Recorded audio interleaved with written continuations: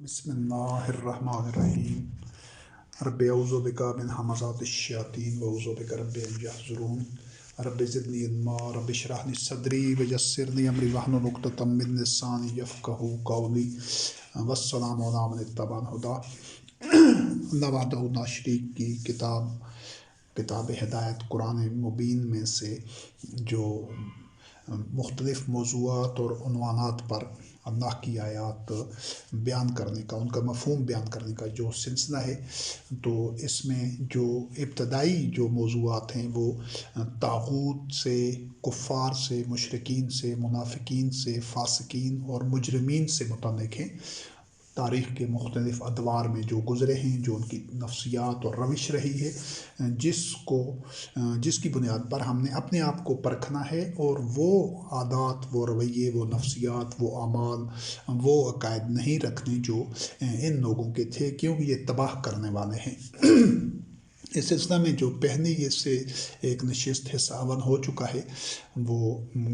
کفار، مشرکین، منافقین کی نفسیات و شخصیت اور معاشرت کے حوالے سے۔ تو اس نشست کے آخر میں، جس طرح کہ پہلے سے یہ سلسلہ چلا آ رہا ہے کہ ہر نشست کے آخر میں ان آیات کا حوالہ جات بیان کیے جاتے ہیں جن آیات کا وہ نشست نب نباب ہوتی ہے یا خلاصہ ہوتی ہے، مفہوم بیان کیا گیا ہوتا ہے جن آیات کا۔ تو یہ چونکہ اس موضوع کی دوسری نشست ہے، تو اس میں پچھلی نشست میں ان آیات کو بیان نہیں کیا جا سکا اور حوالہ جات کو، تو اس نشست کے آغاز سے پہلے پچھلی نشست کے حوالہ جات کو بیان کیا جاتا ہے، پھر اس نشست کا آغاز ہوگا اس گزشتہ پہلی نشست میں جو آیات جن کا مفہوم بیان کیا گیا، جو پیغام بتایا گیا، اس میں سورۃ العلق آیت نمبر 6-7، سورۃ ابراہیم آیت نمبر 13 سے 15، سورۃ المومن آیت نمبر 35، سورۃ المومن آیت نمبر 82 سے 85، سورۃ النحل آیت نمبر 92، سورۃ الرعد آیت نمبر 25، سورۃ البقرہ آیت نمبر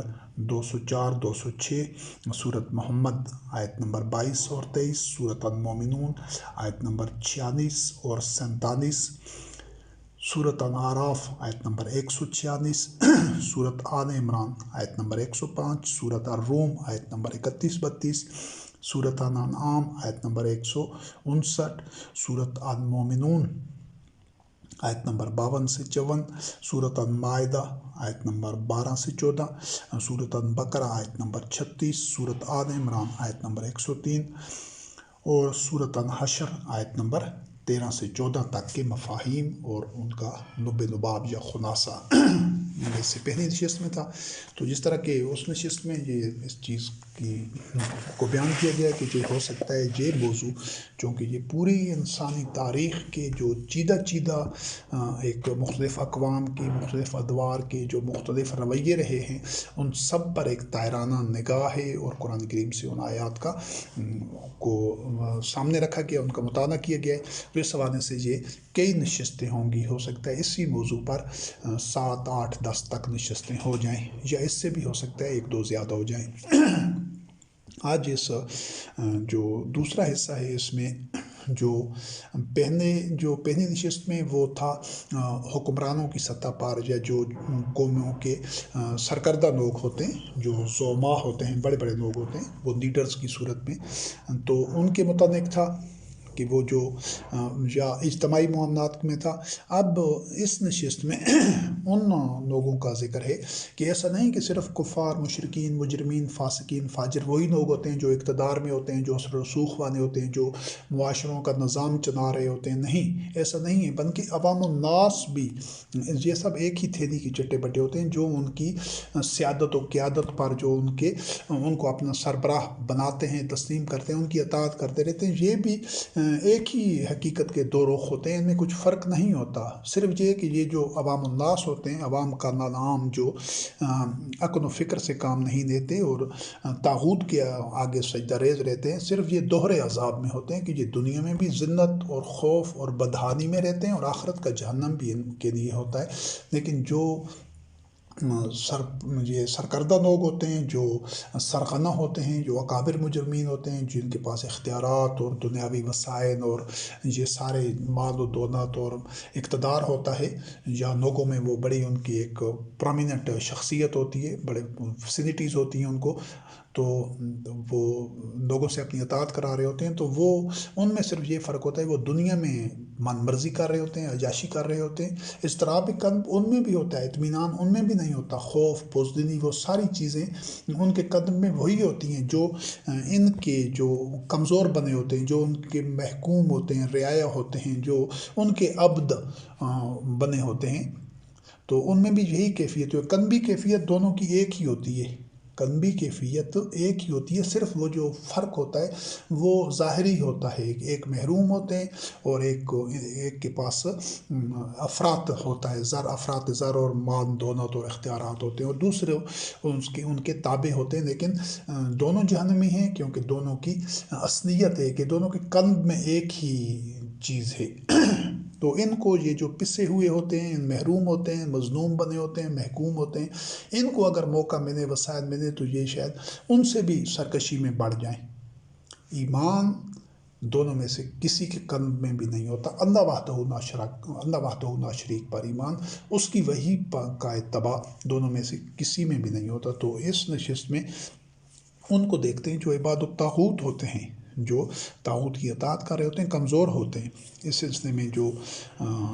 موسیٰ کلیم اللہ سلام علیہ پر جب انہوں نے اللہ کی وحی بیان کی، تو اس پر ان کے محض بنی اسرائیل تو ایک بہت بڑی قوم تھی، ایک بہت ان کی اکثریت تھی، ایک تعداد تھی، لیکن ان میں سے اس کی ذریت میں سے، یعنی موسیٰ کلیم اللہ سلام علیہ کی جو اپنے قبیلہ سمجھتے ہیں، جو اس کی اپنی برادری، جو اس کا خاندان تھا، اس میں سے تھوڑے سے لوگ ایمان لائے۔ کیوں کہ وہ خوف میں مبتلا تھے۔ فرعون اور اس کے جو سردار تھے، اس کے ساتھ کابینہ تھی، اور جو فرعون کے جو شریک کار تھے، معاونین تھے، قبائل کے سردار ہوں گے، جو بھی ہوں گے، تو وہ ان کا خوف اتنا تھا، دہشت تھا کہ بنی اسرائیل ان کے خوف کی وجہ سے موسیٰ کلیم اللہ السلام علیہ، جو کہ ان کو ان کی نجات کے لیے اور ان کو اس غلامی سے اور ذلت سے، عذاب سے نکالنے کے لیے آئے تھے، تو چاہیے تو یہ تھا کہ اگر ان میں خوف نہ ہوتا اور وہ عقل و شعور استعمال کرتے تو وہ اس کا ساتھ دیتے کہ یہ ہماری نجات، ہماری خیر خواہی، ہمارے امن، سلامتی اور بے خوفی اور خیر کے لیے جدوجہد کر رہا ہے، اس کا نظریہ یہ ہے، تو وہ اس کا ساتھ دیں۔ لیکن وہ فاسقین تھے، یہ اللہ رب کریم نے فرمایا کہ فرعون نے اسی وجہ سے لوگوں کو بیوقوف بنا رکھا تھا، ان کو ہنکا کر رکھا تھا فکری طور پر، کہ وہ فاسقین تھے۔ اگر وہ مومنین ہوتے تو وہ فرعون کی اطاعت نہیں کر سکتے تھے، اور کسی دور میں بھی مومن طاغوت کی اطاعت نہیں کر سکتے۔ تو یہ عوام الناس میں بھی، اور وہ ڈرتے تھے کہ فرعون ہمیں فتنے میں مبتلا کرے گا، اگر ہم نے ایمان لایا اعلان تو ہمارے لیے مشکلات ہوں گی۔ تو یہ جو خوف تھا آدمیوں کا خوف، یہ بھی کفار، مشرکین اور منافقین کی ایک علامت ہے کہ وہ آدمیوں سے ڈرتے ہیں، اپنے جیسے بشر سے ڈرتے ہیں۔ اور دوسرا یہ جو بنی اسرائیل میں یہ بزدل لوگوں کا، اور انہیں جو حالانکہ وہ موسیٰ کلیم اللہ السلام علیہ اور ہارون السلام علیہ کے ساتھ رہ رہے تھے، ان کی معیت میں ان کی تربیت کر رہے تھے، وہ وحی کی بنیادوں پر، وحی کی روشنی میں اللہ کے انبیاء اور رسول علیہ السلام، اس کے باوجود وہ ان کے جو تزکیہ نفس نہیں ہوا تھا جن لوگوں کا، تو وہ ان کی یہ حالت تھی کہ جب اللہ رب کریم نے فرمایا، یعنی ان میں وہ ابھی ایمان ان کے قلوب میں داخل نہیں ہوا تھا، وہ آ گئے تھے موسیٰ کلیم اللہ السلام علیہ اور ہارون علیہ السلام کے ساتھ، لیکن ان میں وہ پختگی فکر اور وہ ایمان اور یقین اور عزم نہیں آیا تھا۔ تو جب اللہ رب العزت نے ان کو کہا کہ یہ ارض مقدس تمہارے لیے لکھ دی گئی ہے، تم نے بس اس میں داخل ہو جانا ہے عزم کے ساتھ اور توکل علی اللہ کے ساتھ، تو بزدلی نہیں دکھانی وہاں سے، یعنی کہ فرار اختیار نہیں کرنا۔ تو جب ان کو کہا گیا کہ تم نے اس میں داخل ہو جانا ہے ارض مقدس میں اور بزدلی نہیں دکھانی، تو انہوں نے کہا کہ اے موسیٰ اس میں تو بڑے طاقتور لوگ ہیں، جبار لوگ ہیں، اور ہم تو اس میں داخل نہیں ہوں گے ایسے ارض مقدس میں، اس بستی میں یا آبادی میں، کہ جب تک وہ نکل نہ جائیں، اور اگر وہ خود اس بستی کو چھوڑ جائیں، نکل جائیں، پھر ہم داخل ہو جائیں گے۔ حالانکہ ان کو کہا گیا تھا کہ اگر تم نے بزدلی دکھائی تو تم خسارہ اٹھانے والوں میں سے ہو جاؤ گے، لیکن انہوں نے بھارت بزدلی دکھائی اور کہا کہ آپ اور آپ کا بھائی جا کر لڑائی کریں اور ہم ادھر بیٹھے ہوئے ہیں۔ تو ان کی اس بزدلی کی وجہ سے اللہ رب کریم نے فرمایا کہ یہ تمہارے لیے لکھ دی گئی تھی، یعنی اس چیز کا بالکل راستہ تمہارے لیے سامنے تھا، صرف تم نے عزم کے ساتھ، جرت اور ایمان کے ساتھ، توکل اللہ کے ساتھ ایک اقدام کرنا تھا اور فتح تمہارا مقدر ہوتی، لیکن تم نے خود اپنی بزدلی کی وجہ سے اس موقع کو ضائع کیا ہے۔ تو 40 سال کے لیے وہ ان پر حرام کر دی گئی کہ وہ ان کو دوبارہ وہ حاصل نہیں ہو سکتی، کہ جب تک وہ بزدل لوگ اپنی منطقی انجام کو نہ پہنچ جائیں تو وہ اس طرح تم سرگردانی کرتے رہو گے۔ تو یہ یہاں پر فرمایا گیا ہے کہ فَلَا تَأْسَ عَلَى الْقَوْمِ الْفَاسِقِينَ، کہ یہ فاسقین کی قوم تھی، جو بزدل ہوتے ہیں، جو خوف جن کے اندر ہوتا ہے اپنے جیسے بشر کا، جو جوان مرد نہیں ہوتے، بہادر نہیں ہوتے، حمیت والے نہیں ہوتے، تو وہ اسی طرح ذلت میں ہی رہتے ہیں، محکومی میں، اور وہ اللہ وحدہ لا شریک کی نعمتوں کا، اس کی رحمتوں اور فضل کے حقدار نہیں بنتے۔ تو جب تک کوئی قوم اپنی اہلیت، چاہے فرد ہو، چاہے معاشرہ ہو، چاہے قوم ہو، اس نے اپنے آپ کو اہل ثابت کرنا ہوتا ہے اللہ وحدہ لا شریک کی رحمتوں کا، اس کی تائید و نصرت کا،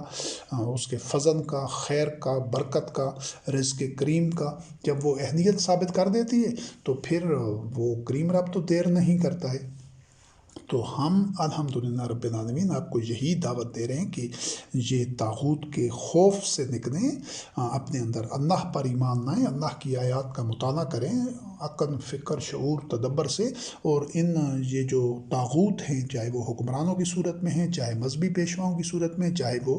سرمایہ داروں، مترفین اور قارونوں کی صورت میں ہیں، ان کے خوف سے نکلیں۔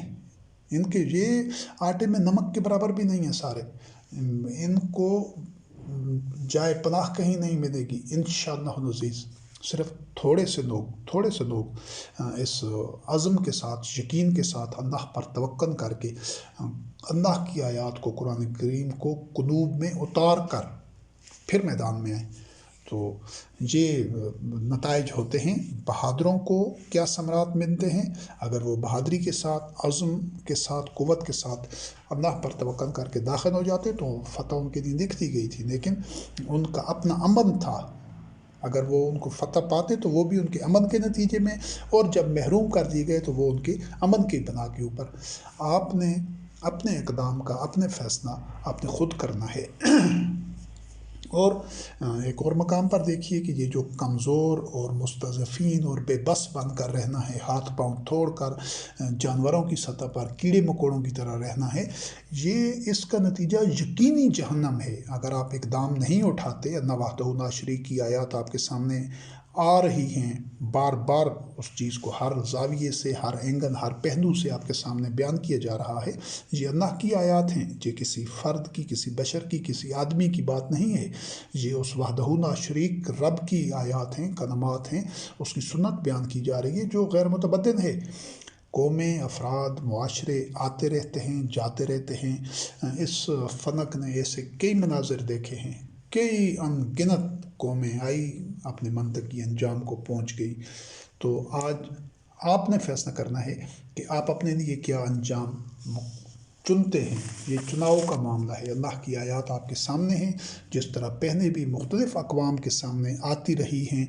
اور آتی رہیں گی، یہ کوئی آج نئی بات نہیں ہے۔ تو جو لوگ ایسے حالت میں مر جائیں گے جس حالت میں اب ہیں، کہ اب کرۂ ارض کے کونے کونے میں طاغوت نے اپنے پنجے گاڑے ہوئے ہیں، کوئی خطہ زمین ایسا نہیں ہے کہ جہاں طاغوت کا تسلط نہ ہو، جہاں اس کا حکم نہ چل رہا ہو، سب اس کے محکوم ہیں۔ اگر اللہ کی آیات پہلے نہیں تھی، صدیوں سے کوئی اللہ کی آیات نہیں بیان کر رہا تھا، کسی نے ان کو سنا،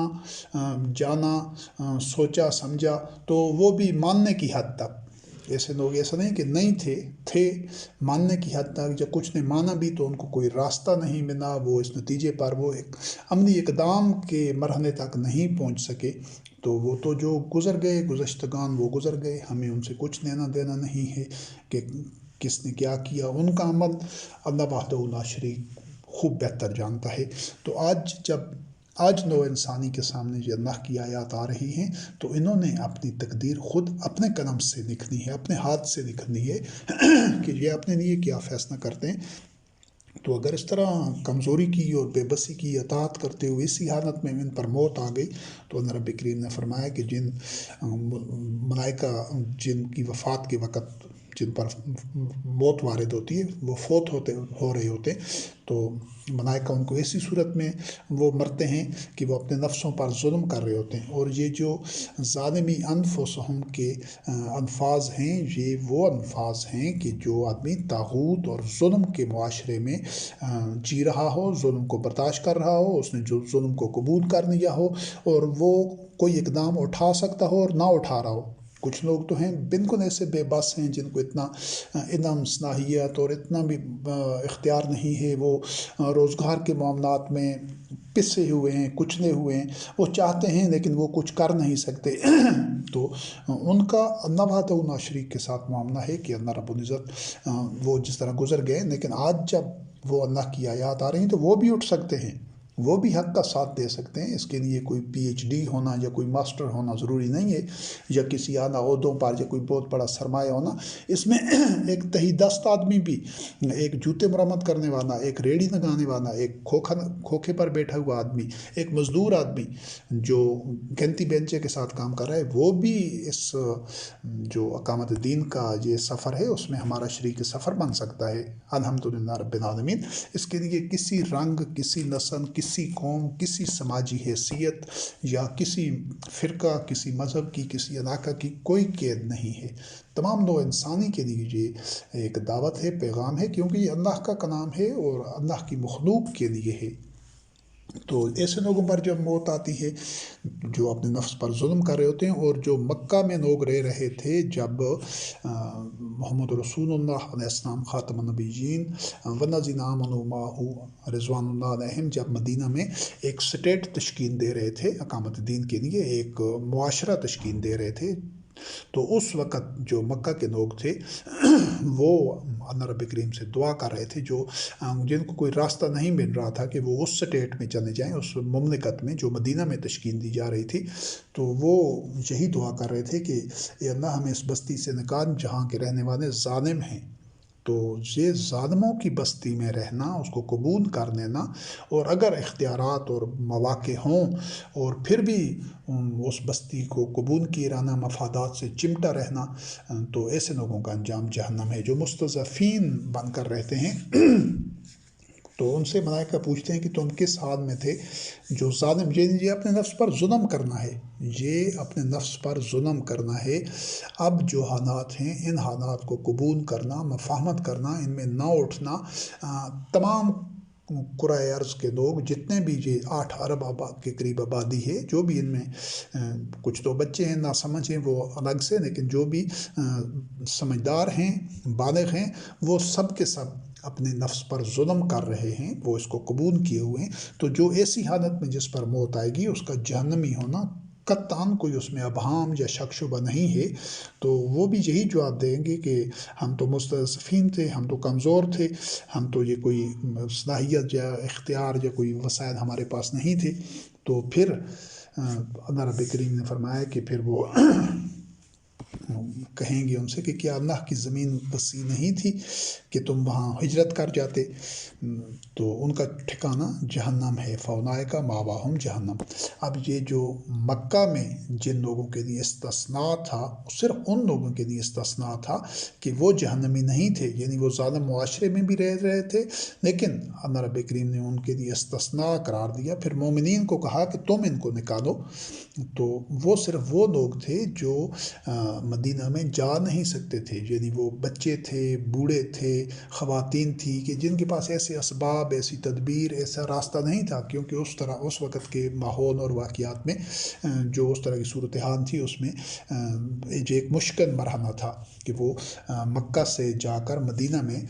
وہ اقامت دین کے نظام کا حصہ بن جائیں۔ تو اس وقت ان کے لیے استثناء تھا، لیکن جو لوگ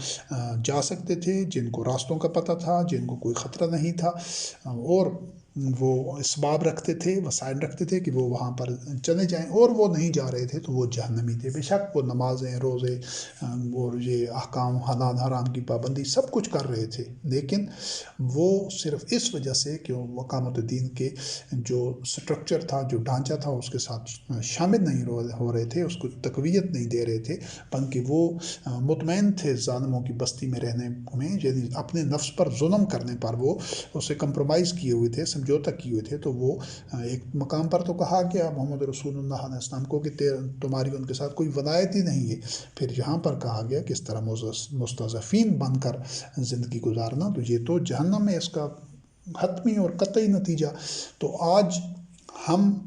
الحمدللہ رب العالمین اس لیے طاغوت کے اور ان ظالموں کے خلاف ہم نے قیام کیا ہے، کیونکہ آج ہم کہیں ہجرت کر کے نہیں جا سکتے۔ اگر ہمارے پاس کوئی ایسا راستہ ہوتا کہ ہم کہیں ہجرت کر جاتے تو ہم وہاں پر ہجرت کر جاتے اور وہاں پر ایک نظام تشکیل دیتے، لیکن اب ہمیں انہی معاشروں میں، چاہے آپ یورپ میں رہ رہے ہیں، افریقہ میں ہیں، ایشیا میں ہیں، امریکہ میں ہیں، کہیں پر بھی ہیں، اسی جگہ آپ کو کھڑا ہونا ہوگا، اور وہ جو طریقہ کار جو آگے بیان کیا جائے گا انشاءاللہ العزیز، وہ میکنزم، وہ طریقہ، وہ اصول جو وحی کی بنیادوں پر ہیں، ان کے مطابق آپس میں جڑنا ہوگا، قیام کرنا ہوگا، معاشرے میں دوسرے اپنے ارد گرد کے لوگوں میں، آپ چاہے کسی معاشرے میں ہیں، کسی ملک میں ہیں، کوئی آپ کی زبان ہے، کوئی مذہب ہے، کوئی رنگ ہے، کوئی نسل ہے، یہ جو اللہ کی آیات ہیں یہ آپ کے لیے ہیں، تو یہ آپ کو انشاءاللہ العزیز وہ پورا میکنزم، سٹرکچر، طریقہ کار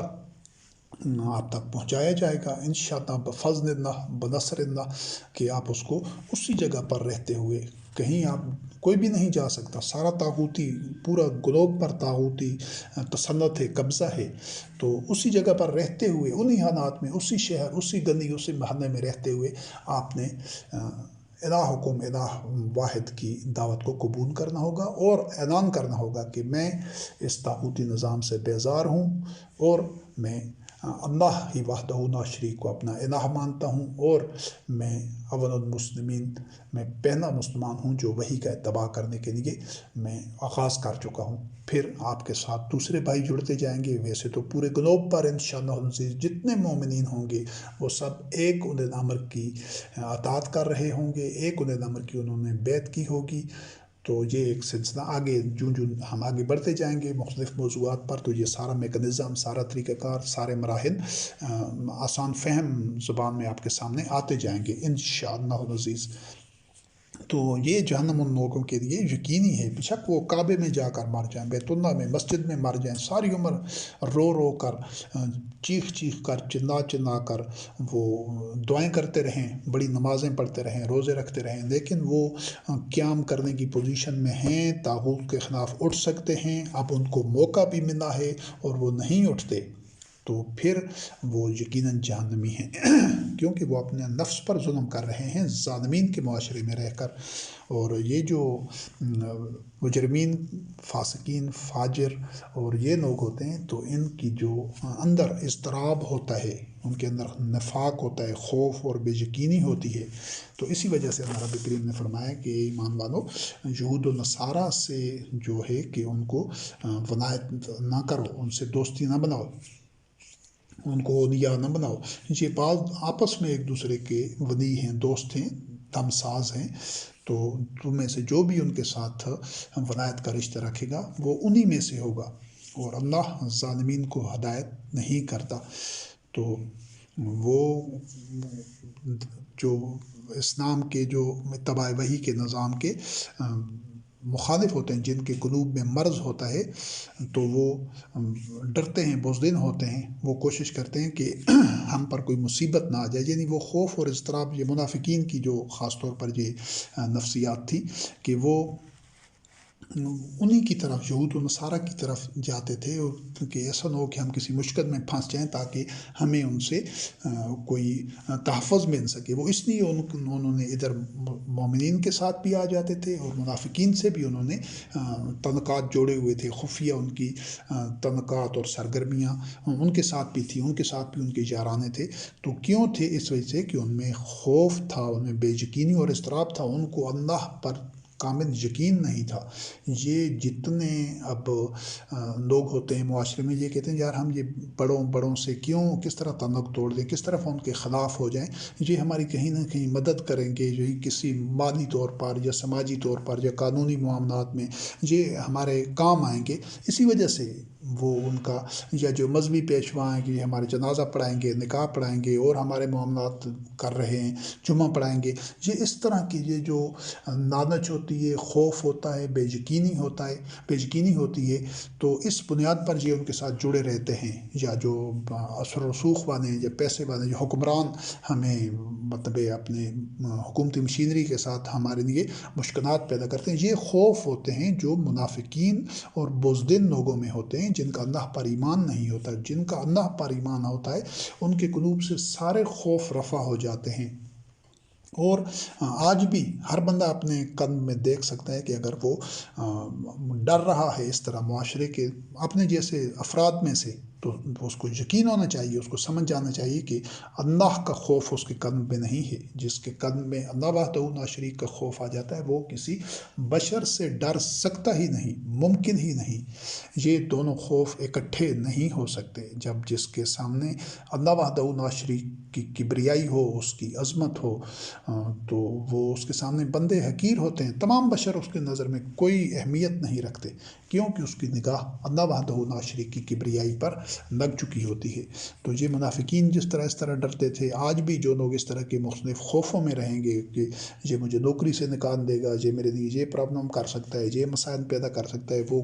ایمان ان کے قلوب میں داخل ہی نہیں ہوا۔ تو یہ الحمدللہ رب العالمین اللہ کی آیات اسی لیے آپ کے سامنے بیان کی جا رہی ہیں، ان کا خلاصہ اور ان کو لب لباب، کہ آپ اپنا تزکیہ نفس کریں، ان آیات کو اپنے قلوب میں جاگزین کریں، بٹھائیں، اپنے قلب میں داخل ہونے دیں، اپنے شرح صدر کے ساتھ دلوں کو، قلوب کو کھول دیں ان کے لیے، اور جو باطن نظریات ہیں وہ خود بخود نکلتے جائیں گے انشاءاللہ العزیز۔ جب یہ مختلف موضوعات پر یہ اللہ کی آیات مکمل ہو جائیں گی، تو آپ دیکھیں گے انشاءاللہ العزیز کہ دین کا جو پورا سٹرکچر ہے، جو وحی کا پورے تقاضے ہیں، وہ بہت تھوڑے سے وقت میں آپ پر اس کے خد و خال واضح ہو جائیں گے، اور پوری بڑی پکچر آپ کے سامنے آ جائے گی۔ پھر آپ کو کسی قسم کا ابہام نہیں رہے گا۔ پھر آپ اس جو بنیادی سٹرکچر ہے اس کو جانتے ہوئے، اس کو سمجھتے ہوئے، پھر جب آپ اللہ وحدہ لا شریک کی کتاب قرآن کریم کا مطالعہ کریں گے، تو پھر وہ اس کے اسرار و رموز آپ پر کھلتے جائیں گے، اور آپ کو قرآن میں اپنا چہرہ نظر آئے گا، اپنا مستقبل نظر آئے گا، آپ کو ماضی نظر نہیں آئے گا کہ فلاں نے یہ کہا، فلاں نے یہ لکھا، فلاں مفسر نے یہ کہا، فلاں جو شارح ہے اس نے یہ لکھا، فلاں صحابہ نے یہ بیان کیا، یہ فلاں نے اس طرح کیا، فلاں بزرگ نے، فلاں فقیر نے یہ لکھا ہے۔ جب تک آپ کو یہ نظر آتا رہے گا، اس کا مطلب ہے کہ آپ کا چہرہ مسخ ہو چکا ہے، آپ کی اپنی کوئی آئیڈینٹی نہیں، آپ پیچھے کی طرف دیکھ رہے ہیں، ماضی کی طرف، آپ کو اپنا حال اور مستقبل قرآن میں نظر نہیں آ رہا۔ تو یہ اسی کے لیے کوشش ہے کہ آپ اپنا حال دیکھیں اور مستقبل دیکھیں، ان کے ماضی کو دیکھتے ہوئے جو اقوام گزشتہ ہیں ان سے عبرت حاصل کریں۔ یہ سامان عبرت ہے اللہ کی آیات کے، دیکھیں ان کی کیا نفسیات تھی، کیا رویے تھے، اور ان کا انجام کیا ہوا۔ تو منافقین میں یہ خوف تھا، تو آپ اپنے قلوب میں سے آپ نے اس خوف کو نکالنا ہے۔ اور اسی چیز کا جس پہلے تذکرہ ہو رہا تھا کہ جن لوگوں نے ایمان لانے کے باوجود، یعنی وہ حرام حلال کی پاسداری کر رہے تھے، عبادات کر رہے تھے، کوئی جرم نہیں کر رہے تھے، سب کچھ تھا، ایمان والذین آمنوا ولم یہاجروا، یعنی ایمان تو بنا چکے، سارا کسی دین کے حکم کی خلاف ورزی نہیں کر رہے، لیکن صرف یہ کہ ہجرت کا جو اقدام ہے وہ نہیں کر سکتے، تو تمہاری ان کے ساتھ کوئی ولایت نہیں ہے، من شین، کچھ بھی ولایت نہیں ہے، جس کا محمد رسول اللہ علیہ السلام رحمۃ للعالمین خاتم النبیین اور والذین آمنوا معہ مومنین رضوان اللہ علیہم کے ساتھ ولایت ختم ہو جائے، اس کا پھر باقی بچتا ہی کیا ہے دنیا میں۔ تو یہ جو اقدام نہ کرنا حق کی نصرت کے لیے، اللہ کی نصرت و تائید کے لیے، اقامت دین کے لیے اپنی بشری کمزوریوں، بزدلی، خوف یا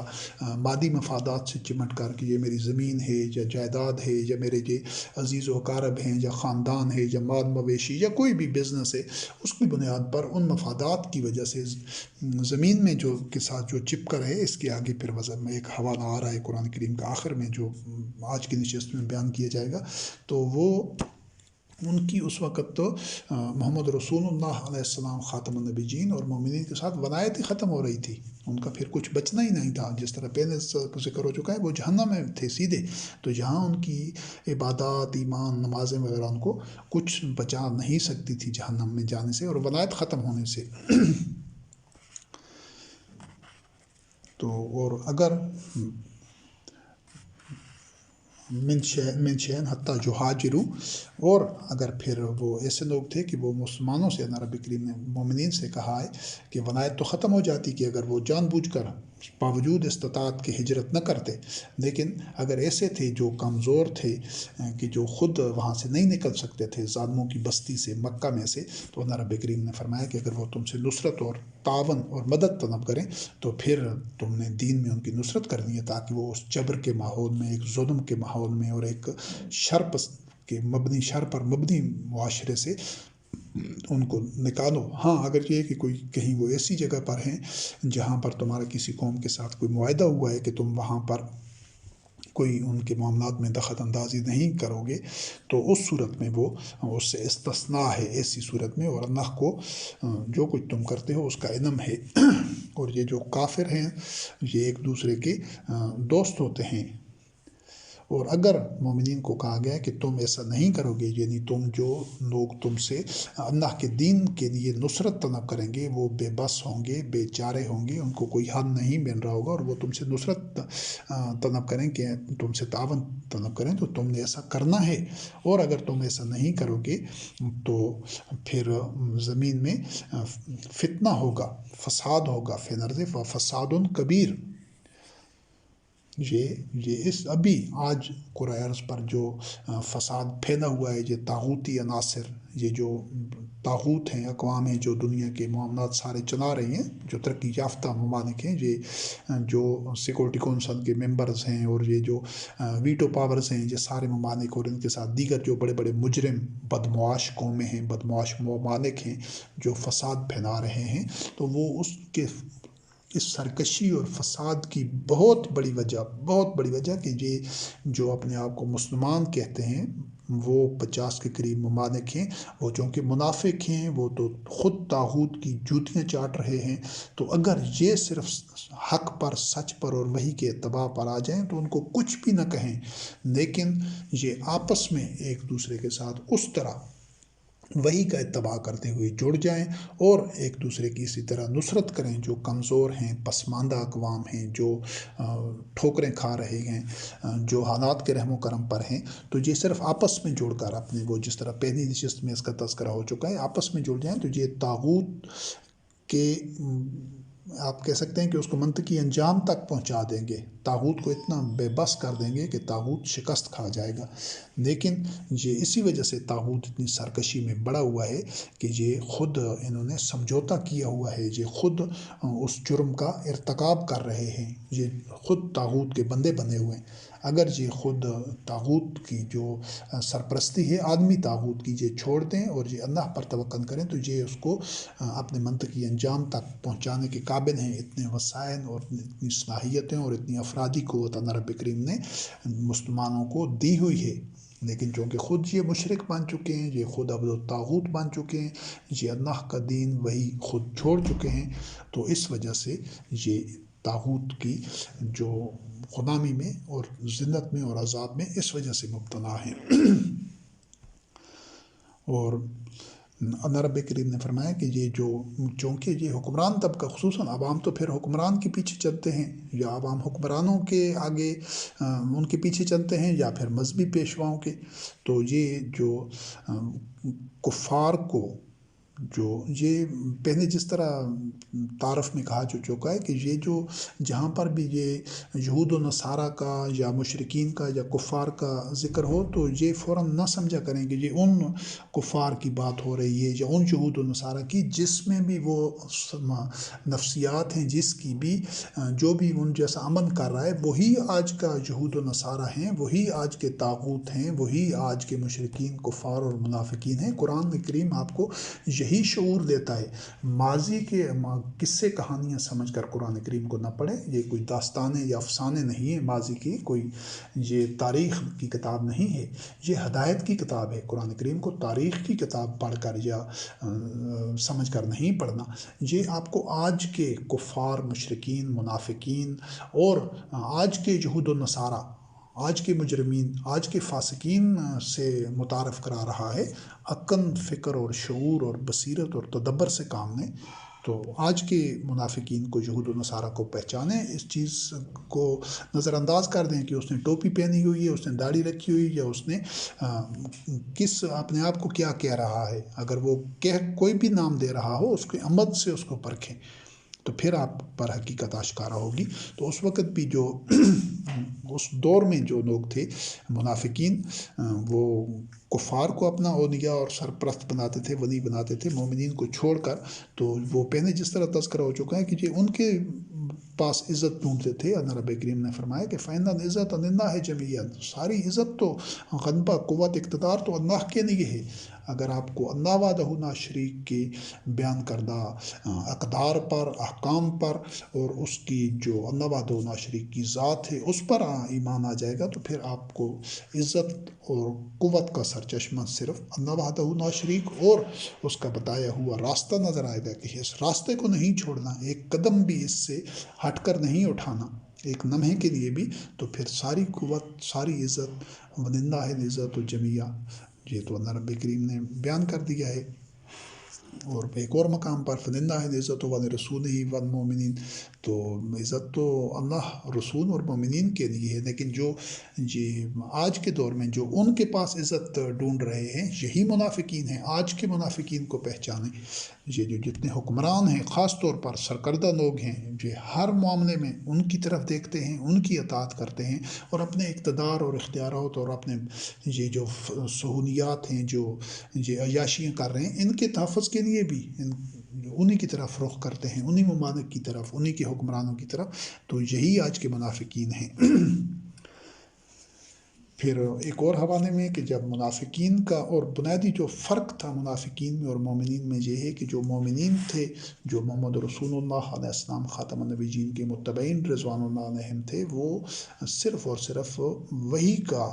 اتباع کرتے تھے، اور جو بھی فیصلہ، چونکہ محمد رسول اللہ ہر فیصلہ علیہ السلام قرآن کریم کے مطابق کرتے تھے، وحی کے مطابق، مچھر کے پر جتنا بھی اس سے انحراف نہیں کرتے تھے۔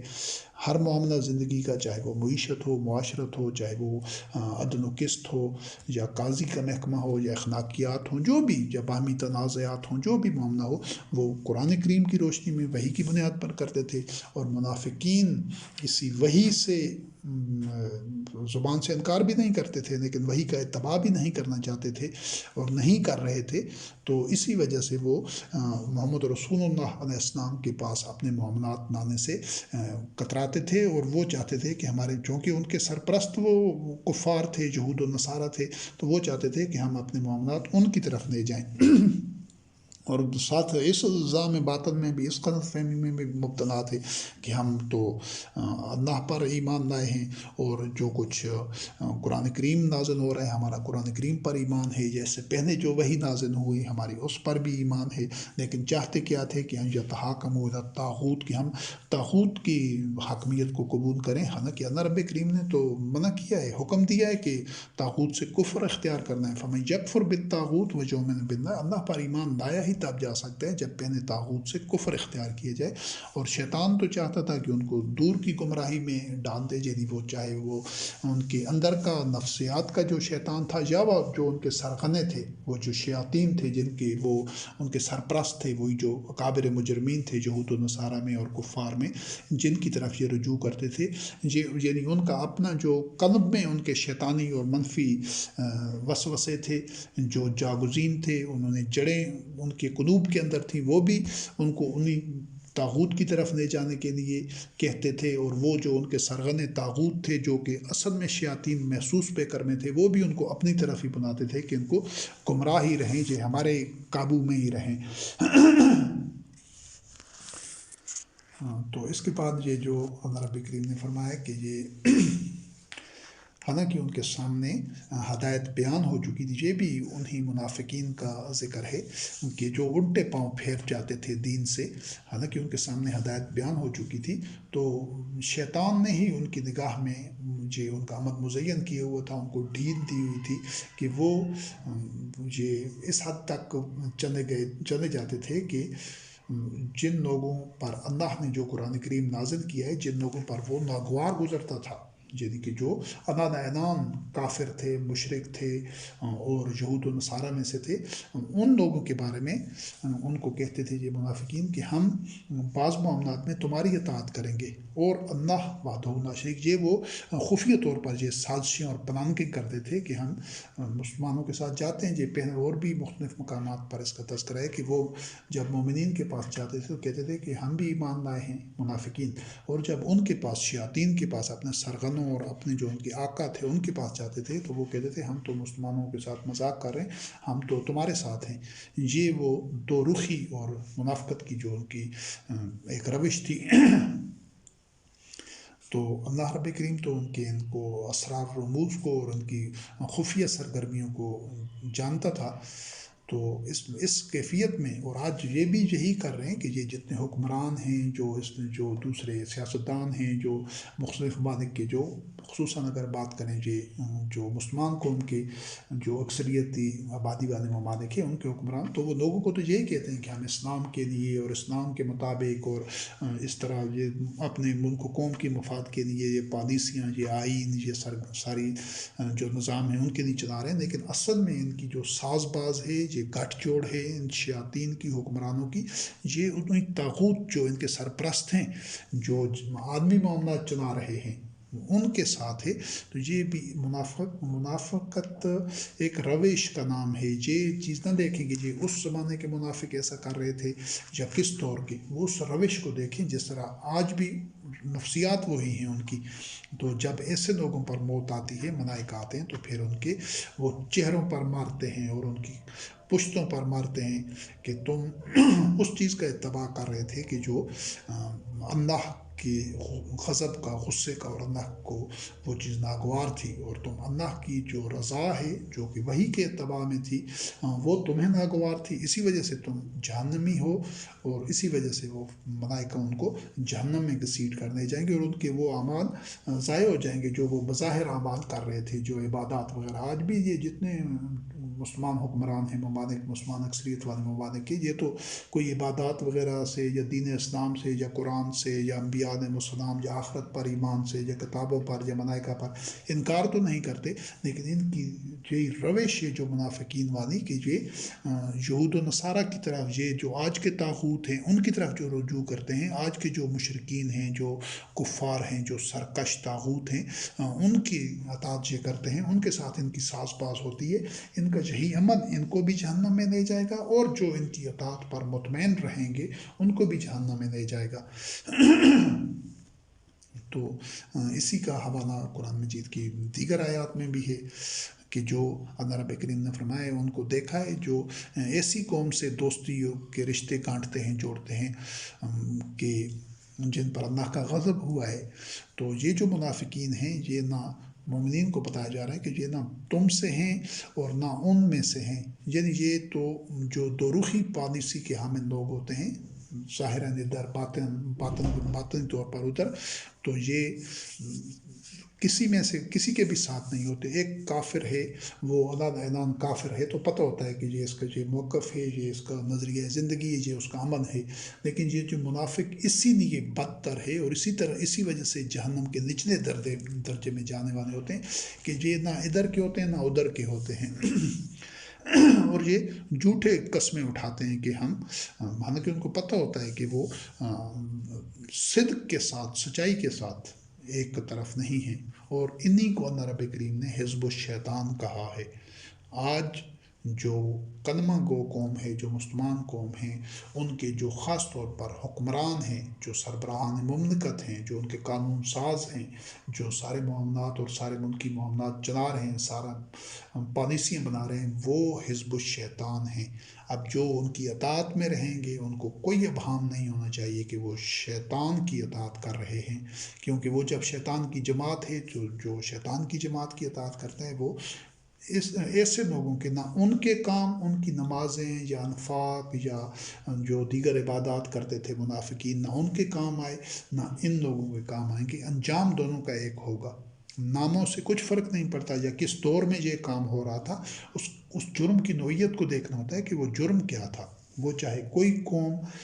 یا کسی علاقے کے یا کسی معاشرے کے لوگ کر رہے ہوں، تو جو نتائج ملتے ہیں وہ اس جرم کی نوعیت کے حساب سے، یا جو اصلاح ہوتی ہے، جو لوگ صراط مستقیم پر ہوتے ہیں، چاہے وہ کسی دور کے لوگ ہوں، کسی معاشرے کے ہوں، تو اگر وہ اللہ کی وحی کے مطابق ہیں تو ان کو نتائج وہی ملیں گے جو ماضی میں ملتے رہے۔ اور جب جو لوگ، جو قوم، جو افراد اس راستے پر ہوں گے جو کہ منافقین کا، اس دور کے منافقین کا جو طرز عمل تھا، نفسیات اور روش تھی، تو چاہے وہ بعد میں قیامت تک آنے والے 1000 سال بعد، 2000 سال بعد کوئی بھی قوم، کسی بھی خطے کے، کسی علاقے کے لوگ اس روش پر ہوں گے، تو ان کا بھی انجام منافقین والا ہوگا۔ اور اس سلسلے میں جو یہ تو آیات تھیں چند، جو کہ ان میں یعنی منافقت اور خوف اور بے یقینی کے باعث کہ ان کو یقین نہیں ہوتا تھا، اضطراب ہوتا تھا، وہ سب آنے سے تھی۔ اب چند آیات ہیں کہ جو ان کی اس روش کا جو اس پر روشنی ڈالیں گی، کہ جو روش ہوتی ہے کہ لوگ اپنا عقل و فکر استعمال نہیں کرتے، بلکہ وہ اس موقف پر ہوتے ہیں کہ ہم نے تو اپنے آباء و اجداد کو دیکھا ہے، تو ہم تو انہی کی تقلید کر رہے ہیں، انہی کے راستے پر ہیں۔ آج 1.5-2 ارب کے قریب مسلمان ہیں، جس کے پاس بھی اکثریت بھاری اکثریت، جس کے سامنے بھی اللہ وحدہ لا شریک کی آیات رکھیں اور ان سے کہیں کہ وحی کے علاوہ، قرآن کریم کے علاوہ دیگر سب کچھ ترک کر دیں، چونکہ یہ تاریخ ہے اور یہ 1400 سال بعد کی لکھی، 1400 سال پہلے کی لکھی ہوئی چیزیں ہیں، 1200 سال تو ان کو یہ دین مکمل ہونے کے بعد کی چیزیں ہیں۔ تو حق اور دین قرآن کریم کے اندر ہے، جس پر محمد رسول اللہ علیہ السلام خاتم النبیین اور آپ کے متبعین کا امن تھا، تو اس پر آ جائیں۔ تو وہ بھی آج بھی وہی جواب دیتے ہیں۔ اکثریت پڑھے لکھے لوگ جنہوں نے مطالعہ کیا ہوتا ہے، جو سب چیز سے آگاہ ہوتے ہیں، قرآن کریم کا مطالعہ کیا ہوتا ہے، اور ان کے اپنے انجام کو اور اپنی حالت کو بھی دیکھ رہے ہوتے ہیں کہ صدیوں سے اس مذہب نے ہمیں ذلتوں کی کن گہرائیوں میں ڈال دیا ہے۔ سب کچھ جاننے کے باوجود، دیکھنے کے باوجود، سمجھنے کے باوجود کیا کہتے ہیں کہ ہم پھر یہ سب کچھ 1400 سال کا جو مذہبی ورثہ ہے اس کو کس طرح چھوڑیں؟ کیا وہ اس سے پہلے جو ہمارے آباء و اجداد تھے، جو بزرگان تھے، وہ سب میں سے کسی کو اس بات کا پتہ نہیں تھا؟ تو کیا ہم ان سے زیادہ سمجھدار ہیں؟ یہ جو موقف ہے، یہ تباہ کرنے والا موقف ہے، جبکہ حقیقت یہ ہے کہ ہمیں جو قرآن مجید سے جو روشنی، جو آگہی، جو شعور اور جو نور ملتا ہے، وہ یہ ملتا ہے کہ وہ پہلے والے لوگ اپنا جو عمل کر گئے ان کے ساتھ، تلک امت قد خلت لہا ما کسبت ولکم ما کسبتم، یہ انبیاء علیہ السلام کا تذکرہ کرنے کے بعد، ابراہیم علیہ السلام، یعقوب علیہ السلام، اسماعیل علیہ السلام اور ان کی جو اولاد تھی، ان کا تذکرہ کرنے کے بعد اللہ وحدہ لا شریک نے فرمایا کہ جو امت تھی جو گزر چکی، اس نے جو کچھ کیا، جو کچھ کمایا، وہ ان کے لیے تھا، اور تم جو کچھ کرو گے، جو تم کماؤ گے، وہ تمہارے لیے ہے۔ وَلَا تُسْأَلُونَ عَمَّا كَانُوا يَفْعَلُونَ، وہ جو کچھ کرتے تھے تم سے ان کے بارے میں پوچھا ہی نہیں جائے گا۔ اب جب محمد رسول اللہ علیہ السلام خاتم النبیین کی زندگی میں قرآن کریم مکمل ہو گیا، دین مکمل ہو گیا، تو یہ 1400 سال میں لوگ جو کچھ کرتے رہے ہیں، اس محمد رسول اللہ علیہ السلام پر جس گھڑی میں موت واقع ہوئی، جس میں گھڑی میں فوت ہوئے، اس وقت سے لے کر آج تک جو کچھ، جو شخصیات گزری ہیں، جو کتابیں لکھی گئی ہیں، وہ سب کچھ تاریخ ہے۔ ہمیں اس سے لینا دینا ہی نہیں ہے کہ وہ جب ان کے عمل کے بارے میں ہم سے پوچھا نہیں جائے گا، تو انہوں نے جو کچھ لکھا یا اپنے لیے جو چھوڑا لکھ کر، اس کے بارے میں جب ان کے عمل کے بارے میں نہیں پوچھا جائے گا، تو ان کے لکھے ہوئے کے بارے میں کیوں پوچھا جائے گا؟ پورے قرآن کریم میں یہ नहीं लिखा हुआ کہ لوگوں کے سامنے احادیث پیش کی جاتی تھی محمد رسول اللہ کی اور اس کا انکار کرتے تھے.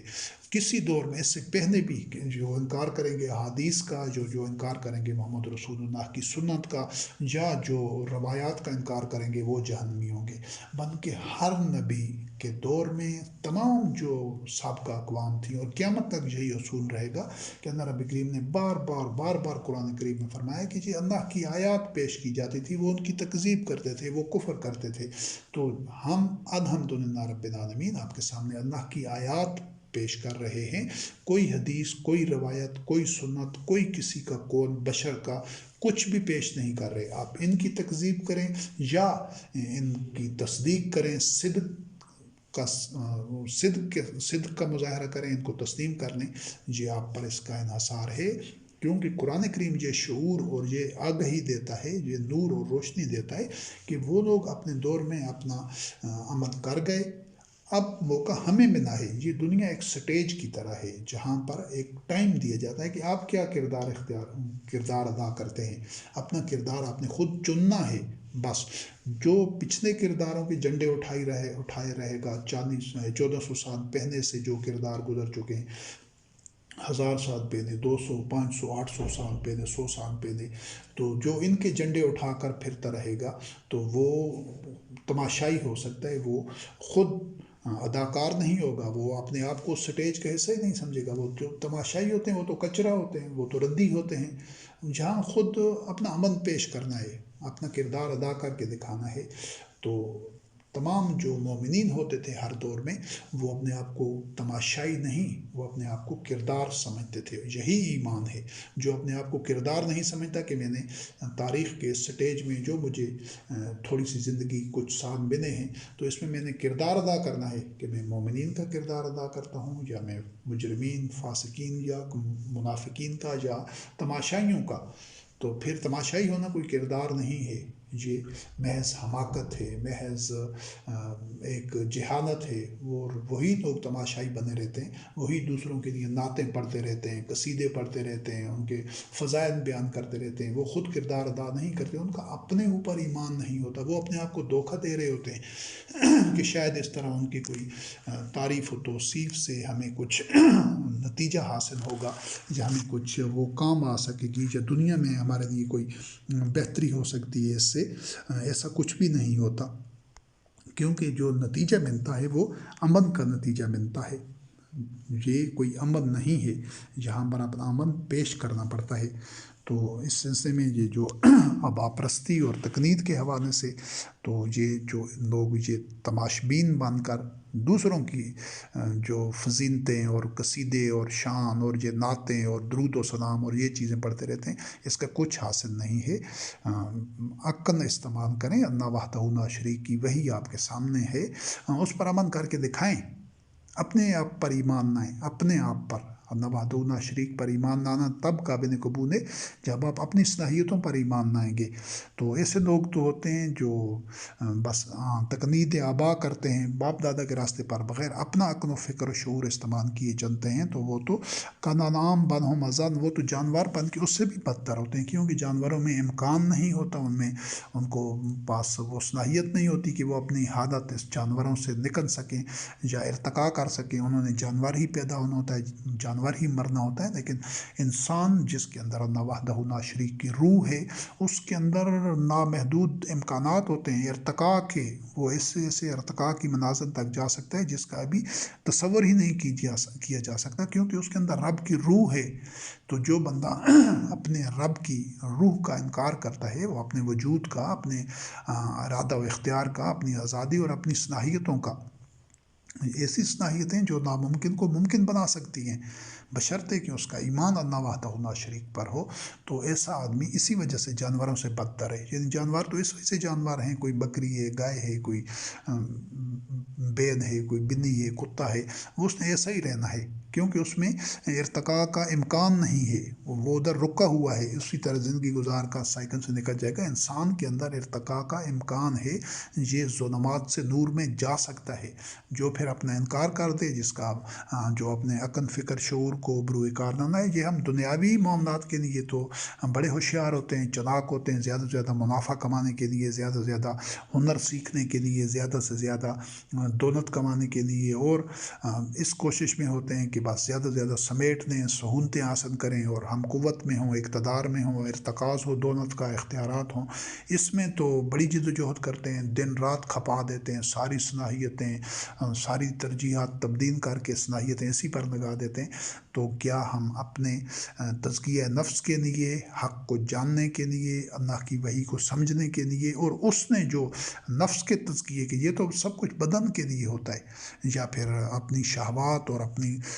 جو ہوائے نفس کے لیے ہوتا ہے، یہ سب تباہ ہو جانا ہے۔ کل من علیہا فان ویبقی وجہ ربک ذو الجلال والاکرام۔ اس نفس نے جس کا تزکیہ ہو چکا ہوگا، صرف اس نے فلاح پانی ہے۔ ان چیزوں کو ترجیح قرار دینے سے، زمینی جو مادی چیزیں ہیں ان میں گم ہو جانے سے، ان کو ہی سب کچھ سمجھ لینے سے تو نفس برباد ہو جاتا ہے، اس کا تزکیہ نہیں ہوتا۔ تو یہ جس طرح قوم سمود کہہ رہی تھی جب ان کو وحی کا پیغام ان کے سامنے اللہ رب کریم نے جو بھیجا، تو وہ کہہ رہے تھے کہ تم تو ہماری طرح بشر ہو۔ جواب ان کا، یعنی وہی اللہ کی آیات کو سن کر، کہ تم کیا یہ چاہتے ہو کہ ہمیں اپنے باپ دادا کے راستے سے روک دو، کہ جس کی عبادت ہمارے باپ دادا کر رہے تھے، جس راستے پر تھے، تو پھر کوئی ایسی دلیل لے آؤ، سلطان لے آؤ، سلطان مبین۔ تو وہ یعنی معجزہ چاہتے تھے، کوئی عجیب و غریب ایسی مافوق الفطرت کوئی حرکت، کوئی ایسا مظاہر دکھاؤ کہ جو ہمارے روزمرہ مشاہدے کے خلاف ہو۔ تو یہ بھی جہالت تھی، یعنی کہ باپ دادا کے راستے سے رکنا نہیں چاہتے تھے۔ ہم بھی الحمدللہ رب العالمین اللہ کی آیات کے ذریعے، یہ اللہ کی وحی قرآن کریم بیان کر کے آپ کو آبا کا راستہ چھوڑنے کی دعوت دے رہے ہیں، اس طرف ہم آپ کو الہ واحد کی طرف۔ لیکن آپ بھی اس طرح، یہ جس جہالت میں وہ آج سے صدیوں پہلے کے لوگ مبتلا تھے، کہ کوئی نشانی دکھائیں، کوئی معجزہ دکھائیں، کوئی کرامات، کوئی ایسی عجیب و غریب کام دکھائیں جو ہم نہ کر سکتے ہوں، آپ کر دیں، تو پھر اس کو وہ سچ ماننے کے لیے تیار تھے۔ تو یہ جو اس طرح معجزوں کا اور یہ اس طرح کی دلائل مانگنے کا مافوق الفطر طریقوں سے، یہ جہالت ہے۔ اصل مسئلہ کیا تھا؟ وہ آبا کا راستہ چھوڑنا نہیں چاہتے تھے، وہ یہ مطالبہ کرتے تھے۔ جو عقل، فکر اور شعور کو بروئے کار لانے والے لوگ تھے، انہوں نے بغیر کسی سلطان مبین کے، یا بغیر کسی ایسے مافوق الفطرت مظہر کے یا مشاہدے کے، انہوں نے حق کو قبول کیا اور وحی کا اتباع کیا۔ ہر دور میں یہی ہو رہا تھا۔ اور سرزمین عرب پر آپ ایک نگاہ ڈالیں، جب اللہ کی آیات ان کے سامنے بیان کی جا رہی تھی، جب ان کو کہا جاتا کہ تم جو اللہ نے نازل کیا ہے، یعنی قرآن کریم، اس کا اتباع کرو، تو وہ کہہ رہے تھے کہ بلکہ ہم تو نے جس راستے پر اپنے آبا کو پایا ہے، ہم تو اسی پر چلیں گے، اسی کا اتباع کریں گے۔ یعنی وہ ان کا خود ساختہ جو مذہب تھا، چاہے مشرکین تھے، چاہے یہود و نصارہ تھے۔ حالانکہ اللہ رب کریم نے فرمایا ہے کہ چہ جائے کہ ان کے آبا عقل استعمال نہ کرتے ہوں اور ہدایت پر نہ ہوں۔ تو الحمدللہ رب العالمین ہم بھی اس نتیجے پر پہنچے قرآن کریم کے مطالعہ سے، اور قرآن کریم کی نور سے ہمیں جو ہدایت ملی ہے وہ یہ ہے کہ یہ جو 1400 سال سے اکثریت جو انسانوں کی رہی ہے، وہ نہ تو عقل استعمال کر رہے تھے، کہ انہوں نے اس باطل مذہب کو اپنایا ہوا تھا، اور نہ ہی وہ ہدایت پر تھے۔ کیوں کہ اگر وہ ہدایت پر ہوتے تو دنیا میں اس طرح فساد اور شر اور اس طرح ظلم اور یہ حالت نہ ہوتی ان کی۔ جو آخری مرتبہ تاریخ میں جو لوگ عقل استعمال کر رہے تھے، جو ہدایت پر تھے، جو وحی کا اتباع کر رہے تھے، وہ دلیل کے ساتھ، برہان کے ساتھ، اور بغیر کسی شک و شبہ کے وہ محمد رسول اللہ علیہ السلام خاتم النبیین اور آپ کے متبعین رضوان اللہ علیہم اجمعین تھے۔ اور پھر یہ اللہ وحدہ لا شریک بہتر جانتا ہے، کیونکہ بقایا جو کچھ ہمارے پاس موجود ہے اس 1400 سال سے متعلق ریکارڈ، وہ تاریخ ہے، اور تاریخ کبھی کبھی حتمی اور یقینی حق پر مبنی نہیں ہوتی، وہ ایک ظن و گمان ہوتا ہے کتنا اس میں ٹھیک ہے کتنا غلط ہے۔ تو یہ اللہ بہتر جانتا ہے کہ کتنا وقت لگا کہ وہ جو اس حالت سے اس حالت میں آنے میں کتنا ٹائم لگا، کتنے جلدی آئے۔ لیکن ہم آج کی حالت کو اور پچھلی چند صدیوں کے حالات کو دیکھتے ہیں تو پھر ہمیں کوئی ابہام نہیں رہتا کہ یہ جو لوگ تھے یہ نہ تو عقل استعمال کر رہے تھے نہ ہدایت پر تھے، کیونکہ یہ وہی کا اتباع نہیں کر رہے تھے، اور آغاز اس کا ہو گیا تھا اس باطن مذہب کا، وہ مسجد زرار والے منافقین نے اس کی بنیاد رکھی تھی کہ جب انہوں نے قرآن کریم کا اتباع کرنے کی بجائے، وہی کا اتباع کرنے کی بجائے، بظاہر وہ عبادات وغیرہ کر رہے تھے لیکن انہوں نے جو اللہ کے جو خلاف لڑنے والے تھے ان کے لیے مورچے کا کام کیا، اور انہوں نے وہی سے لوگوں کو ہٹانے کے لیے جو مذہب گھڑا اور وہ پھر پھیلاتے رہے زبانی طور پر لوگوں میں۔ اس میں لمبا عرصہ گزر گیا، 200-250 سال بعد جا کر وہ جو مذہب وہ بنا چکے تھے اس کو پھر یہ محدثین گئے اور انہوں نے احادیث کی کتابوں میں لکھا اور بیان کیا، اور پھر اس کے بعد یہ باقاعدہ طور پر جو اتھینٹک جس کو وہ یعنی ایک سند ایک بنیاد باقاعدہ طور پر پہلے وہ زبانی کلامی وہ چیزیں پھیل رہی تھی، لوگ قرآن کریم کو چھوڑ رہے تھے، جب پھر انہوں نے کتابی شکل میں سب کچھ ایک مربوط طریقے سے سامنے رکھ دیا تو پھر تو قرآن کریم یکسر اور بالکل کلیئرلی وہ قرآن کریم سے دور ہو گئے، مہجور، یعنی اس کو پڑھتے تو ہیں، تلاوت کرتے ہیں، حفظ کرتے ہیں، لیکن قرآن کے نور سے شاہراہ حیات کو روشن نہیں کرتے، بلکہ جو یہ اتباع کرتے ہیں انہی حدیثوں کا، روایات کا، سنت کا، فقہ کا، تصوف کا، اور اپنے جو ان کے خود ساختہ اکابرین اور ائمہ ہیں ان کی باتوں کا، یا اولیاء جن کو کہتے ہیں، تو وہ قرآن کریم کو اس وقت سے باقاعدہ طور پر آفیشلی آپ سمجھ لیں کہ اس کو ترک کر دیا گیا۔ اور یہ کوئی یہ نہیں کہ بھائی قوم سمود یہ کہہ رہی تھی یا عرب کے لوگ یہ کہہ رہے تھے، ابراہیم علیہ السلام، ابراہیم خلیل اللہ علیہ السلام کی جو قوم تھی وہ بھی اس کا بھی یہی موقف تھا جب ان سے کہا گیا کہ جب تم ان کو اپنے جو ان کے بت تھے یا جو ان کے اصنام وہ جب ان کو پکارتے ہو وہ بت پرست تھی، تو کیا یہ تمہاری پکار سنتے ہیں؟ جن نتائج کے لیے جن تم ان کی طرف رجوع کرتے ہو کیا وہ تمہیں وہ نتائج دیتے ہیں یا کوئی نفع دے سکتے ہیں یا نقصان دے سکتے ہیں؟ تو عقل استعمال کرو، فکر، شعور، بصیرت، تدبر، برہان کی بنیاد پر فیصلہ کرو۔ تو وہ کہتے تھے کہ ہم نے تو اپنے آبا کو اسی راستے پر پایا ہے اور ہم تو اسی پر چلتے رہیں گے۔ اور یہ جو صالح علیہ السلام کی جو قوم تھی تو ان کا بھی یہی موقف تھا کہ اے صالح علیہ السلام، ہمیں تو تم سے بڑی امیدیں تھیں اس سے پہلے، کیا تم ہمیں روکتے ہو، منع کرتے ہو کہ ہم اپنے آبا کی جن کی ہمارے آبا عبادت کرتے تھے اس کو چھوڑ دیں، اور جو کچھ تم ہمیں جس راستے کی طرف بلا رہے ہو اس کے بارے میں تو ہمیں اضطراب ہے، شک ہے، شکوک و شبہات ہیں، بے یقینی ہے، ہم اس پر مطمئن نہیں ہیں، یعنی کہ وہی کے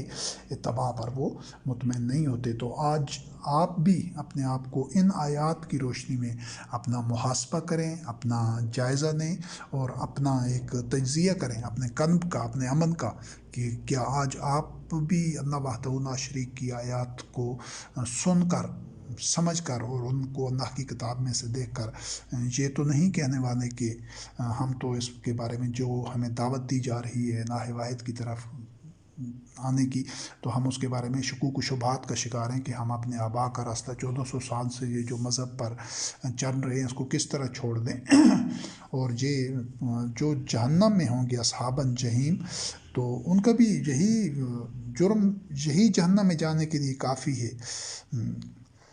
کہ انہوں نے اپنے آبا کو ضالین یعنی گمراہی میں پایا ہوتا ہے، ان کے آبا صراط مستقیم پر نہیں ہوتے اور وہ پھر انہی کے نقش قدم پر چلتے رہتے ہیں۔ یہ ایک آیت تمام آبا کے راستے کو چھوڑنے کے لیے اور اللہ وحدہ لا شریک کی نازل کردہ وحی پر آنے کے لیے یہ ایک آیت کافی ہے۔ اگر کوئی اس کو سمجھ لیتا ہے کہ وہ جس راستے پر وہ جہنمی اصحاب جہیم پاتے ہیں اپنے آبا کو، اسی پر وہ چلتے رہتے ہیں، خود وہی کا اتباع نہیں کرتے، عقل و فکر کو استعمال نہیں کرتے۔ اور یہ جو یہود کے مذہبی پیشوا تھے، ان کے بارے میں اللہ رب کریم نے فرمایا کہ ان کی مثال تو جو اہل تورات ہیں تو ان کی مثال تو ایسی ہے جیسے کہ ان پر جو تورات کے احکامات تھے، جن کا وہ عہد کر چکے تھے ان سے پچھلے جو نسلیں تھیں کہ ہم اس کو بیان کریں گے، اس کا اتباع کریں گے وحی کا، اور اسی طرح ہی آگے اس کو چلاتے رہیں گے، لیکن وہ اس کو چھوڑ چکے تھے، وہ اپنے ہاتھوں سے لکھتے تھے اور اس کو مذہب قرار دیتے تھے، اور اس کی جو وہی کی تعلیمات تھی ان میں کتمان کرتے تھے، کچھ چھپا لیتے تھے، کچھ میں تحریف کرتے تھے، یہ ان کے جرائم تھے۔ تو ان جرائم کی بنیاد پر ان کے قلوب سخت ہو چکے تھے، قاسیت قلوب، اور ان کے قلوب میں مرض تھا، اسی وجہ سے ان کی اکثریت، سارے نہیں، اس کا تذکرہ پہلے ہو چکا ہے کہ سارے نہیں بلکہ اہل کتاب میں سے ایسے لوگ تھے یہود و نصارہ میں، جب وہ اللہ وحدہ لا شریک کی آیات بینات قرآن کریم کو سنتے تھے تو ان کی آنکھوں سے آنسو جاری ہو جاتے تھے، کیونکہ وہ حق کو پہچان لیتے تھے اور وہ اسلام قبول کر لیتے تھے، لیکن جو اپنی ضد پر اڑے ہوئے تھے، خصوصاً مذہبی پیشوا، تو ان کو اللہ رب کریم نے فرمایا کہ ان کی مثال گدھے کی طرح ہے، اور یہ جو بہت بری مثال ہے۔ اور یہ اللہ کی آیات کی تکذیب کرتے ہیں، اور اللہ ظالموں کو ہدایت نہیں دیتا، ظالموں کی قوم کو۔ آپ دیکھ لیں کہ یہ بظاہر عبادات بھی کر رہے تھے، حرام حلال کی پابندی بھی کر رہے تھے، اور انبیاء اور رسول علیہم السلام پر اور قیامت پر، ملائکہ پر، کتب پر، اللہ پر ایمان کا دعویٰ بھی کر رہے تھے، لیکن تھے جہنمی، کیونکہ اسی وجہ سے اللہ رب کریم نے ان کو گدھے کی مثال دی ہے ان سے متعلق،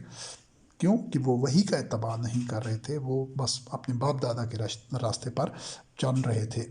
اور جس پر اللہ کی لعنت ہو اور اللہ کا غضب ہو، اور اللہ وحدہ لا شریک نے ان میں سے ان کو بندر اور خنزیر اور عبد و طاغوت بنا دیا تھا، انہی کے لیے برا ٹھکانہ ہے، اور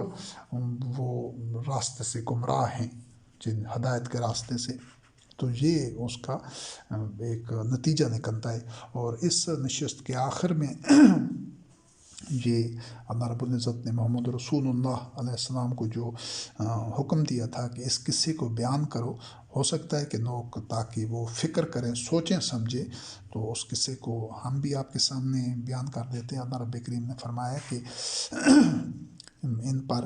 اس شخص کی حالات یا خبر تلاوت کرو، یعنی اس شخص کے بارے میں بتاؤ ان کو کہ جس کو ہم نے اپنی آیات دی تھی اور پھر وہ ان میں سے صاف صاف بچ کر نکل گیا، یعنی اس نے اللہ کی آیات کا اتباع نہیں کیا، جو ان کے تقاضے تھے، عملی تقاضے تھے، ان کو اس نے پورا نہیں کیا، اور پھر شیطان اس کے پیچھے لگ گیا۔ یہ جو مذہبی پیشوا ہوتے ہیں، یہ جو ایسے لوگوں کے، یہ جس بندے کی مثال دی جا رہی ہے وہ کوئی حکمران بھی ہو سکتا ہے، یا ایک آدمی کا نام لے کر اس کی عوام الناس کی بھی اس میں تذکرہ ہو سکتا ہے۔ یہ جو مذہبی پیشوا ہوتے ہیں، یہ پھر اپنے چونکہ انہوں نے مذہب کو دکانداری بنایا ہوتا ہے، یہ خدا فروش ہوتے ہیں، تو یہ ایسی باتیں لوگوں میں پھیلاتے ہیں کہ لوگوں کی خواہشات کو، ان کی کمزوریوں کو، ان کی رجحانات کو دیکھ کر یہ احکامات بتاتے ہیں کہ یہ پڑھ لو گے تو پھر بھی جنت مل جائے گی، یہ دن منا لو، یہ فلاں کام کر لو، یہ تمام کے تمام خود گھڑے ہوئے باتیں، کیونکہ ان کو پتہ ہوتا ہے کہ یہ جو عوام الناس ہیں یہ محنت نہیں کرنا چاہتے دین کے معاملے میں، یہ دین کے معاملے میں دین کو وقت نہیں دینا چاہتے، اور دین کو اپنی اولین ترجیح پر نہیں رکھنا چاہتے، یہ فسق، فجور اور جرائم بھی کرنا چاہتے ہیں اور جنت بھی حاصل کرنا چاہتے ہیں۔ تو یہ ان کو ایسی شارٹ کٹیں بتاتے ہیں کہ مثلا حج کرنے سے گناہ بخشے جائیں گے، فلاں نفل پڑھ لیا کرو تو یہ اجر ملے گا، فلاں کام کرو گے تو جنت مل جائے گی۔ یہ شیاطین پھر عوام کی خواہشات کے پیچھے چلتے ہیں، یہ کیونکہ عوام کی دکھتی رگوں، عوام کی کمزوریوں اور عوام کے جو خواہشات ہوتی ہیں ان کو یہ سمجھتے ہیں، یہ بڑے چالاک گاگ لوگ ہوتے ہیں۔ تو یہ اسی چیز کا ذکر ہے کہ جو لوگ اللہ کی آیات کو نظر انداز کرتے ہیں تو پھر شیاطین ان کے پیچھے پیچھے چلتے ہیں، ان کی خواہشات کے پیچھے، اور ایسے لوگ پھر گمراہ ہو جاتے ہیں جو اللہ کی آیات کو ترک کر دیتے ہیں۔ تو عوام الناس اگر اللہ کی آیات کو سمجھے، وحی کو سمجھے، اس کا اتباع کرے، تو پھر مذہبی پیشوائیت کا تو اول تو اس کا جو ادارہ ہے، جو شعبہ ہے، جو اس کا وجود ہے، وہ بھی ختم ہو جاتا ہے از خود۔ اور پھر اگر کوئی ایسے ہو بھی صحیح تو عوام ان کی فریب میں نہیں آتے۔ تو یہ چیز سمجھنا ضروری ہے۔ اور اللہ رب کریم نے فرمایا کہ جو یہ کرتا ہے کہ وہ اللہ کی آیات کو نظر انداز کر دیتا ہے، اس کو ان سے کنی کترا جاتا ہے، چھوڑ دیتا ہے، بظاہر انکار کرنا نہیں ہے لیکن ان پر عمل نہیں کر رہا ہوتا، تو اللہ رب العزت نے فرمایا کہ اگر ہم چاہتے تو اس کو رفتیں دیتے، لیکن وہ مادی مفادات کے ساتھ، زمین کے ساتھ چپک جاتا ہے تو اور ہوائے نفس کے پیچھے چلتا ہے۔ آج یہ جس طرح پہلے تذکرہ ہو چکا ہے کہ یہ میرے والدین ہیں، یہ میرے آبا و اجداد ہیں، یہ ان کا راستہ ہے، یہ میرے مال دولت بزنس اور ان چیزوں کو ترجیح بنا دیتا ہے، یا مستقبل یا بچوں کا جو یا ازواج ہیں یا جو سرمایہ ہے، اس چیز کو اولین ترجیح پر رکھتا ہے، اس اللہ کے دین کو اولین ترجیح پر نہیں رکھتا، اللہ کی اطاعت کو، تو پھر اللہ رب کریم نے فرمایا کہ اس کی مثال کتے کی طرح ہے۔ فماثلہ کمثل الکلب، کہ اس کتے کو تم دوڑاتے ہنکاتے رہو، اس پر بوجھ ڈالو، پھر بھی وہ ہانپ رہا ہوتا ہے، اور اگر اس کو چھوڑ دو پھر بھی ہانپ رہا ہوتا ہے۔ اور یہ فرد کی بات نہیں ہے صرف، ذالک مثل قوم الذین کذبوا بآیاتنا، جو قوم اللہ کی آیات کی تکذیب کرتی ہے اس کی بھی مثال اس کتے کی طرح ہے۔ اور پھر فرمایا فقصص القصص لعلہم یتفکرون، کہ یہ یعنی وہ اس وقت وہ لوگ ایسے موجود تھے، کیا کر رہے تھے؟ صرف یہ جرم تھا ان کا کہ یا تو اللہ کی آیات سے فنسلخ منہا، ان سے کنی کترا رہے تھے، یا پھر وہ اللہ کی آیات کی تکذیب کر رہے تھے، چاہے وہ فرد ہوں، چاہے وہ اقوام ہوں، چاہے معاشرہ ہو، ان کی مثال کتے کی طرح ہے۔ افراد بدل گئے لیکن اصول یہی ہے۔ تو آج یہ تمام جو مسلمان ہیں، خاص طور پر یہود و نصارہ بھی، چونکہ وہ بھی اللہ پر ایمان کا دعویٰ کرتے ہیں، زبانی کہتے ہیں کہ ہم اللہ کے عبد ہیں اور اللہ ہی ہمارا معبود ہے، ہمارا رب ہے، ہمارا الہ ہے، اور ملائکہ پر، اللہ کی وحی پر، آخرت پر، یہ سب ایمان کا بھی دعویٰ کرتے ہیں، لیکن وہ صرف یہ دیکھیں تمام کے تمام چاہے مسلمان ہوں کہ اگر وہ اللہ کی آیات یعنی قرآن کریم جو کہ اب آیات یقینی اور حتمی اور محفوظ شکل میں صرف اللہ کی کتاب کے اندر ہیں، کیا وہ اس پر عمل کر رہے ہیں، صرف اس کا اتباع کر رہے ہیں، اس کو سمجھ رہے ہیں، صرف اسی سے انہوں نے تعلق جوڑا ہوا ہے عقل و فکر اور شعور کی روشنی میں، اگر تو وہ ایسا کر رہے ہیں تو پھر ان کو صاف پتہ ہوگا۔ اور اگر وہ ایسا نہیں کر رہے بلکہ اتباع کسی اور کا کام کر رہے ہیں خود ساختہ مذہب کا، لیکن نام قرآن کریم کا استعمال کر رہے ہیں، تو سمجھ لیں کہ انہوں نے قرآن کو اسی طرح فن سنخا چھوڑا ہوا ہے، اور یا اللہ کی آیات کی تکذیب کر رہے ہیں، تو پھر یہ مثال ان کے لیے ہے جو اللہ رب کریم نے ان آیات میں بیان کی ہے۔ تو آج کی جو نشست تھی اس میں جن آیات کا مطالعہ کیا گیا اس میں سورت یونس آیت نمبر 83، سورت المائدہ آیت نمبر 21 سے 26، اور سورت النساء آیت نمبر 97، سورت المائدہ آیت نمبر 51-52، سورت الانفال آیت نمبر 72-73، سورت النساء آیت نمبر 139، سورت النساء آیت نمبر 60، سورت محمد آیت نمبر 25 سے 28، سورت المجادلہ آیت نمبر 14 سے 19 اور آیت نمبر 14 سے 19، اور سورت ابراہیم آیت نمبر 10، سورت البقرہ آیت نمبر 170، سورت الشعراء آیت نمبر 72 سے 74، سورت ہود آیت نمبر 62، سورت الصافات آیت نمبر 69-70، سورت الجمعہ آیت نمبر 5، سورت المائدہ آیت نمبر 60، اور سورت الاعراف آیت نمبر 175 سے 176۔ آج کی نشست کو ادھر ہی مکمل کرتے ہیں، اور انشاءاللہ العزیز اگلی نشست میں یہ سلسلہ جاری رہے گا۔ امکان ایسے ہے کہ یہ جو نشستیں ہیں اس موضوع پر صرف کفار، مشرکین، منافقین اور مجرمین کی جو نفسیات، شخصیت، معاشرت ہے، انفرادی و اجتماعی، ان کے جو مختلف پہلو ہیں ان کی زندگیوں کے، یہ تقریباً 10 کے قریب یا اس سے کچھ کم و بیش نشستیں ہوں گی۔ تو پھر اگلی نشست میں جو اس کا بقیہ حصہ ہے اس کا آغاز کریں گے۔ والسلام علی من اتبع الہدی۔